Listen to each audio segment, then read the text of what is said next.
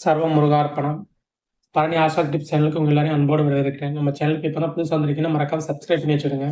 அப்போ தான் நான் தினமும் போடக்கூடிய வீடியோ உங்களால் பார்க்க முடியும்.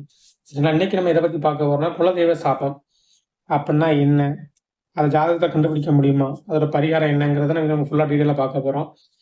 வீடியோக்குள்ளே போகிறதுக்கு முன்னாடி இந்த வீடியோ உங்களுக்கு ரொம்ப பிடிச்சதா லைக் பண்ணி ஷேர் பண்ண மறந்துடாங்க. சரி, வாங்க இப்போ வீடியோக்குள்ளே போகலாம். குலதெய்வ சாபம் இது எதனால ஏற்படும் அப்படிங்கிறத நம்ம முதல்ல பார்க்கலாம். பெற்றோரை கவனிக்காமல் விட்டாலும் இந்த குலதெய்வ சாபம் ஏற்படும். ஏன் பெற்றோரை கவனிக்காம விட்டாலும் குலதெய்வ சாபம் ஏற்படுதுன்னா, பெற்றோர்கள் இந்த மூதாதையர்கள் எல்லாருமே இந்த குலதெய்வத்தை வழிபட்டவங்களா தான் இருப்பாங்க. அவங்கள துன்புறுத்துறதுங்கிறது அந்த தெய்வத்துக்கு பொறுக்காது. ஏன்னா குலதெய்வம்ங்கிறது தாய்க்கு சமமான தெய்வம். அவரோட பிள்ளைகள் வம்சாவளியா வரவங்கள நம்ம கண்டுக்காம விட்டாங்கிறது ஒரு தாய்க்கு கோவம் வரதான் செய்யும். தன் பிள்ளை கண்டுக்கலாம். அதனால தான் பெற்றோர்களை நம்ம கவனிக்காம விட்டாலுமே நமக்கு குலதெய்வ சாபங்கிறது கண்டிப்பா ஏற்படும்.